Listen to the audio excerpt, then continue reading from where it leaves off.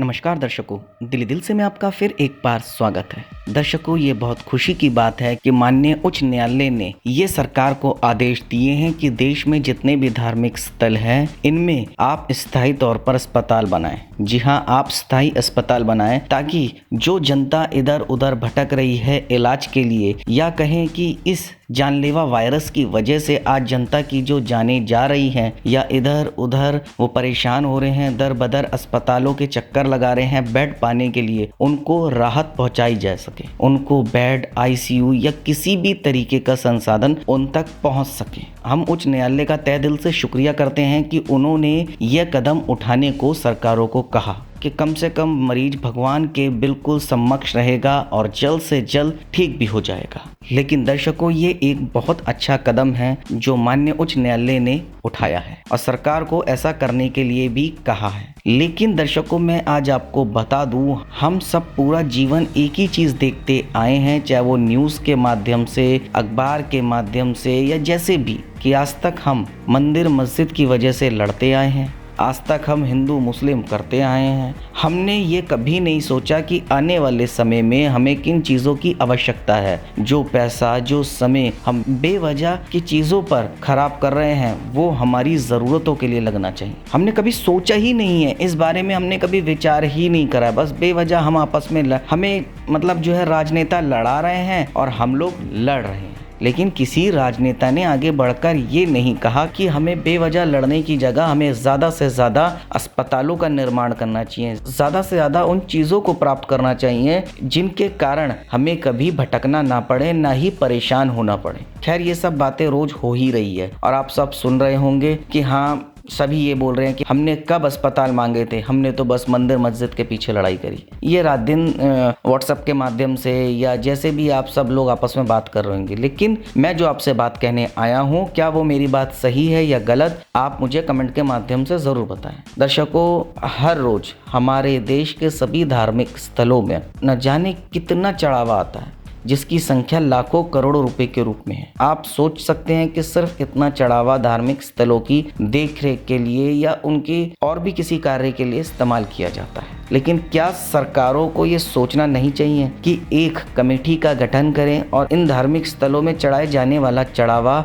जनता के लिए इस्तेमाल किया जाए? मैं ये नहीं कह रहा कि पूरी तरीके से ये चढ़ावा जनता के लिए ही इस्तेमाल किया जाए। आप इनमें से कुछ हिस्सा धार्मिक स्थलों के ट्रस्ट को दें और कुछ हिस्सा अस्पताल बनाने में या दवाइयाँ निर्यात करने में या जनता को इस समय जिस चीज़ की ज़रूरत है वो चीज़ें देने में लगाएं। आज आप देख रहे हो जगह जगह हम इस आपदा से कैसे गुजर रहे हैं, कैसे दिन पे दिन मौत के आंकड़े बढ़ते ही जा रहे हैं। क्यों? क्योंकि हमारे पास सारे ही संसाधनों की कमी है। हमने कभी नहीं सोचा कि देश के हर राज्यों में एक एम्स बनना चाहिए। देश के हर राज्यों का हर व्यक्ति को अपने शहर से बाहर जाने की जरूरत ही नहीं पड़े। अगर केंद्र सरकार राज्य सरकारों को ये आदेश दे कि आप ज़्यादा से ज़्यादा अस्पताल बनाएं, आज अगर ये चीज़ हुई होती तो आज जो जनता बेवजह मौत मारी जा रही है वो मरती नहीं। बेशक ये संक्रमण, बेशक ये जो काल चल रहा है ये बहुत ही खतरनाक है। हर 100 साल में ऐसी घटना होती है, ये तो आप सुनते आ रहे होंगे और रात दिन न्यूज़ चैनलों पे दिखाया भी जा रहा होगा कि हर 100 साल बाद ना जाने कौन सी परेशानियां आई,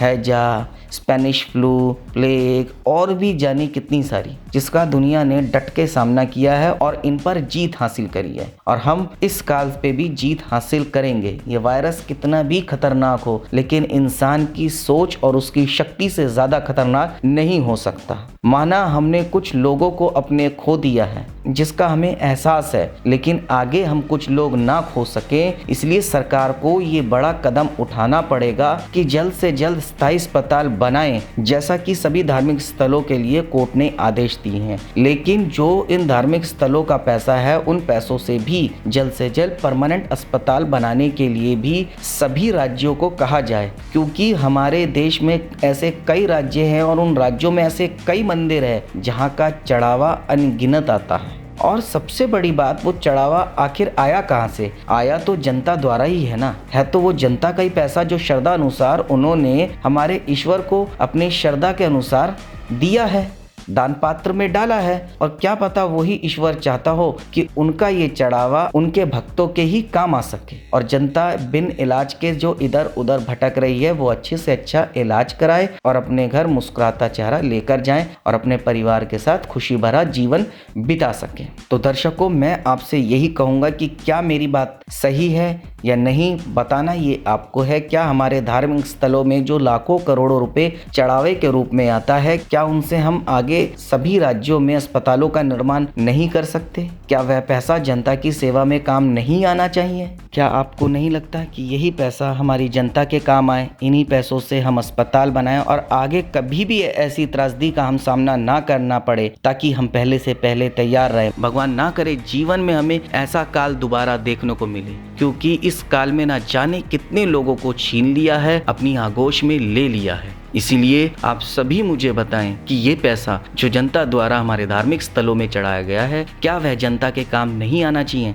क्या वह समय नहीं आ गया कि इन पैसों से हर शहर में एक एम्स बनाया जाए, जिससे इधर उधर भटकने वाली जनता को सुख मिले? आप अगर नॉर्मल वे में भी देखेंगे ना, सिर्फ इस त्रासदी में ही नहीं, आप देखेंगे इलाज के लिए जनता किस प्रकार से भटकती है, कैसे उनके शहरों में अस्पताल की कमी होने की वजह से दूसरे शहरों में वो किस प्रकार रात दिन परेशान होते हैं। अगर इन्हीं पैसों से हर शहर में एक एम्स जैसा अस्पताल बनाया जाएगा तो आने वाले समय में भी जनता को सुख ही मिलेगा, ना कि दुख। तो दर्शकों, अगर मेरी बातें आपको सच्ची और अच्छी लगी तो आप मुझे कमेंट के माध्यम से बताएं। आप मेरी इस जानकारी को ज़्यादा से ज़्यादा शेयर कीजिए, लाइक कीजिए और चैनल को सब्सक्राइब कीजिए और बेल आइकन को दबाना बिल्कुल ना भूलें, ताकि समय समय पर आपको इस प्रकार की सभी महत्वपूर्ण जानकारियाँ प्राप्त हो सके। धन्यवाद दर्शकों।